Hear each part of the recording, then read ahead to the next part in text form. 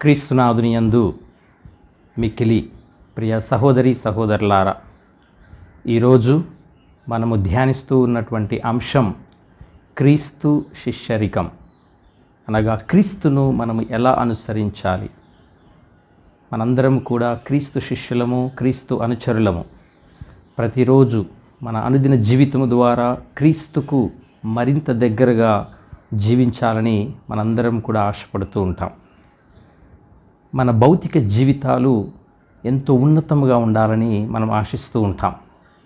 అయితే మన ఆధ్యాత్మిక జీవితాలు ఇంకా ఎంత మహోన్నతముగా ఉండాలని ఆశించాలో ఒకసారి ఈ ధ్యానాంశంలో తెలుసుకుందాం. ఆధ్యాత్మిక అభివృద్ధికి పట్టుదల, కృషి కలిగి మనం జీవించాలి. విశ్వాసము, నమ్మకము, దైవభక్తి, సోదర ప్రేమ కలిగి మనం జీవించాలి. దేవుని చిత్తానుసారంగా జీవించాలి. అన్నింటికన్నా ముఖ్యముగా మనము క్రీస్తును అనుసరించాలి. క్రీస్తుకు నిజమైనటువంటి శిష్యులుగా మనం జీవించాలి. క్రీస్తును అనుసరించడము అంటే ఆయనలోనే మన సంపూర్ణ నమ్మకాన్ని ఉంచడం, క్రీస్తు యొక్క బోధనలను మనము తూచా తప్పకుండా పాటించటం. క్రీస్తుకు నిజమైన జీవితకాలం శిష్యులుగా ఉండాలి అంటే మనము ఏం చేయాలి? ఆయనను నిత్యము మనము అనుసరించాలి అంటే మనం ఏం చేయాలి? ప్రభువు ఈ లోకంలో సువార్త ప్రచారము చేసినప్పుడు, గ్రామాలలో, పట్టణాలలో దైవరాజ్యమును గురించి బోధిస్తున్నప్పుడు, అద్భుతాలు, స్వస్థతలు చేస్తూ ఉన్నప్పుడు జనాలు గుంపులు గుంపులుగా ఎంతోమంది ప్రభువును అనుసరించారు. అయితే వారిలో ఎంతమంది నిజమైన క్రీస్తు అనుచరులుగా, నిజమైనటువంటి శిష్యులుగా ప్రభువును అనుసరించారు అన్నది పెద్ద ప్రశ్న. ఈరోజు మనందరము కూడా జ్ఞానస్నానము ద్వారా క్రీస్తు బిడ్డలము, క్రీస్తు అనుచరులము, క్రీస్తు శిష్యులము అయ్యాం. ప్రతిరోజు ప్రార్థనలు చేస్తూ ఉన్నాం, ఆరాధనలో పాల్గొంటూ ఉన్నాం, దివ్య పూజాబలిలో పాల్గొంటూ ఉన్నాం. మరి ముఖ్యముగా ఇప్పుడు మనం తపస్కాలములో ఉన్నాం. తపస్కాలములో ఉన్నటువంటి మనలో ఎంతోమంది దీక్ష తీసుకొని ఉన్నాం. ప్రతిరోజు జపమాల, ఆరాధన, దివ్య పూజాబలిలో, కూటాలలో పాల్గొంటూ ఉన్నాము. ప్రార్థన, ఉపవాసము, దాన ధర్మాలు చేస్తూ ఉన్నాము. అయితే ప్రియ సహోదరి సహోదరులారా, మనలో ఎంతమంది నిజమైనటువంటి క్రీస్తు అనుచరులుగా, క్రీస్తు శిష్యులుగా జీవిస్తూ ఉన్నాము అని ప్రశ్నించుకోవాలి. ఆత్మ పరిశీలన చేసుకోవాలి. మరి ఆత్మ పరిశీలన చేసుకోవటానికి ముచ్చటగా 3 విషయాలను ఈరోజు ధ్యానిద్దాం. మొదటిగా, క్రీస్తును మనము అనుసరించాలి అంటే, క్రీస్తుకు నిజమైనటువంటి శిష్యులుగా మనం జీవించాలి అంటే మన కుటుంబాన్ని, మన ప్రాణమును సైతము ప్రభు కొరకు త్యజించాలి. యేసు తన సువార్త పరిచర్యలో ప్రయాణము చేయుచుండగా గొప్ప జనసమూహము ఆయన వెంబడి వెళ్ళుచుండెను అని మనం సువార్తల్లో చూస్తూ ఉంటాం. యేసు ఎప్పుడూ కూడా యెరూషలేము వైపునకు ప్రయాణం చేస్తూ ఉన్నట్లుగా మనము సువార్తల్లో గమనించవచ్చు. దాని అర్థం ఏమిటంటే, ఆయన తన శ్రమల వైపునకు, తన మరణము వైపునకు ప్రయాణం చేస్తూ ఉన్నాడు. కానీ గుంపులు గుంపులుగా ఆయనను అనుసరిస్తూ ఉన్నటువంటి, ఆయనను వెంబడిస్తూ ఉన్నటువంటి ప్రజలు ఏ ఉద్దేశంతో ఆయనను అనుసరించారు? రాజకీయ స్వతంత్రము కొరక? కేవలము అద్భుతాలు, స్వస్థతల కొరక? కేవలము వారి ఆకలి దప్పులు తీర్చుకొనుట కొరక? లేకపోతే ఏదైనా స్వప్రయోజనము, స్వలాభము కొరక? ఒక సందర్భంలో గొప్ప జనసమూహము యేసును వెంబడి వెళ్ళుచుండగా ఆయన వెనుకకు తిరిగి వారితో ఇలా అన్నాడు. లూకా సువార్త 14వ అధ్యాయం 26వ వచనంలో మనము ఈ విషయాన్ని చూడవచ్చు.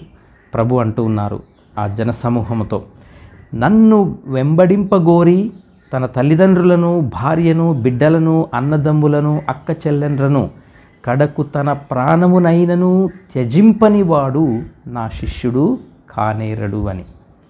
ప్రియ సహోదరి సహోదరులారా, మన కుటుంబాన్ని, కుటుంబ సభ్యులను మనము ద్వేషించాలి అని, వారికి దూరంగా ఉండాలని ప్రభు ఉద్దేశం కాదు. యేసు ఆయన తల్లిదండ్రులను ఎప్పుడూ ద్వేషించలేదు. వారిని ప్రేమించాడు, వారిని ఆదరించాడు, వారిని గౌరవించాడు. అయితే ప్రభువు ఇక్కడ చెబుతూ ఉన్నటువంటి విషయం ఏమిటంటే, మన కుటుంబానికన్నా, మన ప్రాణానికన్నా, మన కుటుంబ సభ్యుల కన్నా ప్రభువును ఎక్కువగా ప్రేమించాలి. ప్రభువు తర్వాతనే ఏదైనా ఎవరైనా అని ప్రభు తెలియజేస్తూ ఉన్నారు. మన అనుదిన జీవితాలలో మనం ప్రభువునకు ప్రాధాన్యత ఇవ్వాలి. ఇదే విషయాన్ని మత్తయి సువార్త 10వ అధ్యాయము 37వ వచనంలో ప్రభు స్పష్టం చేస్తూ ఉన్నాడు. తన తండ్రిని కానీ తల్లిని కానీ నాకంటే మిన్నగా ప్రేమించువాడు నాకు యోగ్యుడు కాడు. తన కుమారుని కానీ కుమార్తెను కానీ నాకంటే మిన్నగా ప్రేమించువాడు నాకు యోగ్యుడు కాడు. కనుక క్రీస్తు శిష్యులమైన మనందరము మన కుటుంబాల కన్నా, మన కుటుంబ సభ్యుల కన్నా, మన స్నేహితుల కన్నా, మన బంధువుల కన్నా, చివరకు మన ప్రాణము కన్నా యేసుక్రీస్తు ప్రభువును ఎక్కువగా ప్రేమించాలి. యేసుక్రీస్తును మనము సంపూర్ణముగా అనుసరించాలి అంటే ఇహలోక బాంధవ్యాలను వీడి క్రీస్తుతో బాంధవ్యాన్ని, దేవునితో సహవాసాన్ని మనం ఏర్పరచుకోవాలి. లూకా సువార్త 18వ అధ్యాయము 29-30 వచనాల్లో మనం ఈ విధముగా చదవవచ్చు. దేవుని రాజ్యము నిమిత్తము ఇంటిని, భార్యను, బిడ్డలను, అన్నదమ్ములను, తల్లిదండ్రులను పరిత్యజించిన ప్రతివాడు ఇహలోకమున ఎన్నో రెట్లు ప్రతిఫలమును, పరలోకమున నిత్య జీవమును పొందును అని యేసు నిశ్చయముగా చెప్పి ఉన్నారు. కాబట్టి ప్రియ సహోదరి సహోదరులారా, మొదటి ధ్యానాంశముగా మనము మన కుటుంబము కన్నా, మన ప్రాణము కన్నా ప్రభువును మిన్నగా ప్రేమించాలి. అప్పుడే మనము నిజమైనటువంటి శిష్యులముగా, నిజమైనటువంటి అనుచరులముగా, ప్రభు శిష్యులముగా, అనుచరులముగా ఈ లోకంలో జీవించడానికి మనకి అవకాశం ఉంటుంది. ఇక రెండవదిగా, క్రీస్తును మనము నిజమైనటువంటి శిష్యులముగా, అనుచరులముగా జీవించాలి అంటే మన సిలువను ఎత్తుకొని ప్రభువును అనుసరించాలి. తన సిలువను ఎత్తుకొని నన్ను వెంబడింపనివాడు నాకు యోగ్యుడు కాడు అని యేసు చెప్పడం మనం సువార్తల్లో చూస్తూ ఉన్నాం. సిలువను ఎత్తుకోవడం అంటే మన ఆత్మత్యాగాన్ని సూచిస్తూ ఉంది. మన సిలువను ఎత్తుకొని ప్రభువును అనుసరించాలి. దీని అర్థం ఏమిటంటే ప్రభు నిమిత్తము మన ప్రాణమును సైతము ధారపోయాలి. క్రీస్తును అనుసరిస్తున్నప్పుడు మన విశ్వాసము కొరకు, క్రీస్తు కొరకు ఎన్నో కష్టాలు, అవమానములు, బాధలను పొందవలసి ఉంటుంది. ఆ ఇరుకైన మార్గమున మనము ప్రవేశించవలసి ఉంటుంది. కనుక ప్రియ సహోదరి సహోదరులారా, మన కష్టాలలో, బాధల్లో, హింసలలో, అవమానములలో కూడా ప్రభువును మనము అనుసరించాలి. రోమను కాలములో ఆ శిలువ మరణము అనేది అవమానానికి చిహ్నం. శిలువపై మరణశిక్షను పొందేవారు వారి శిలువను ఎత్తుకొని వెళ్ళేవారు. అయితే శిలువ మరణాన్ని పొందిన క్రీస్తు దానికి ఒక నూతన అర్థాన్ని ఇచ్చాడు. ఇప్పుడు శిలువ ప్రేమకు, క్షమకు, త్యాగానికి, దైవానుగ్రహానికి చిహ్నం.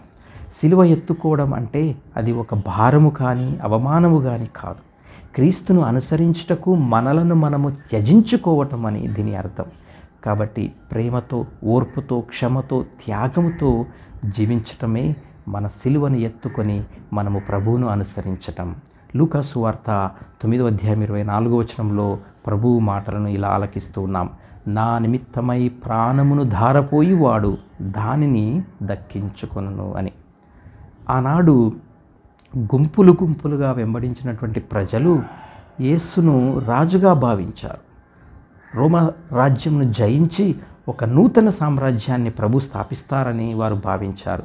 ఆ రాజ్యము వెంటనే అవతరింపనున్నదని కూడా వారందరూ తలంచారు. అయితే ఎప్పుడైతే యేసు తాను అనేక శ్రమలను అనుభవించి పెద్దలచే, ప్రధానార్చకులచే, ధర్మశాస్త్ర బోధకులచే నిరాకరింపబడి మరణాన్ని పొందవలసి ఉన్నదని పలికాడో, గుంపులు గుంపులుగా అనుసరించినటువంటి వారిలో అనేక మంది ప్రభువును తృణీకరించారు, ప్రభువును విడిచి వెళ్ళిపోయారు. వారి ఆలోచనలను, వారి పద్ధతులను, వారి యొక్క కోరికలను ప్రభువు కొరకు విడనాడలేకపోయారు. అంతా మంచిగా సాఫీగా సాగుతున్నప్పుడు క్రీస్తును అనుసరించటము సులభమే. కానీ కష్టాలు, బాధలు, అవమానములు, సమస్యలు వచ్చినప్పుడు మన అనుసరణ ఎంత సత్యమో, ఎంత నిజమో, ఎంత వాస్తవమో మనము గ్రహింపవచ్చు. ఆయనను అనుసరించువారు లోకమున కష్టాల పాలవుతారని ప్రభువే స్వయముగా చెప్పి ఉన్నారు. అలాగే ప్రభు ఇంకో చక్కటి మాట కూడా చెప్పారు. అయినను మీరు ధైర్యము వహింపుడు, ఎందుకనా నేను ఈ లోకమును జయించి తిని అని ప్రభు పలికి ఉన్నారు. కనుక ప్రియ సహోదరి సహోదరులారా, ఆత్మస్థైర్యముతో ఆత్మత్యాగముతో మనము క్రీస్తును అనుసరించాలి. రోమన్ సామ్రాజ్యాన్ని మాత్రమే కాదు, ఆయన ఈ లోకమునే జయించాడు. సమస్తము ఆయన అధీనంలో ఉన్నది. ఈ లోకములో పనిచేయు స్వార్థ దుష్ట శక్తులన్నీ అశాశ్వతమే. ధైర్యముగా మన విశ్వాసాన్ని జీవించుదాం, ఆ ప్రభువును అనుసరించుదాం. ఇక మూడవదిగా, క్రీస్తుకు నిజమైనటువంటి శిష్యులముగా, నిజమైనటువంటి అనుచరులుగా మనం జీవించాలి అంటే మనము మన సంపదలను త్యజించాలి. తన సమస్తమును త్యజించిన తప్ప ఎవడునూ నా శిష్యుడు కానేరడు అని ప్రభు పలకటం లూకా సువార్త 14వ అధ్యాయము 33వ వచనంలో మనం చదువుతూ ఉన్నాం. సమస్తమును త్యజించడం అనగా అన్నీ వదిలేసి అనామకముగా జీవించడం కాదు. దీని అర్థం ఏమిటంటే సంపదలపై వ్యామోహాన్ని విడనాడటం, ఇహలోక సంపదలపై అత్యాశను విడనాడటం. కనుక మనం చేయవలసింది ఏమిటంటే పరలోక సంపదలపై మన దృష్టిని సారించాలి. మనకున్న దానిని ఇతరులతో పంచుకోవాలి, పొరుగువారిని ప్రేమించాలి, సమాజంలో సంఘములో న్యాయం కోసం కృషి చేయాలి.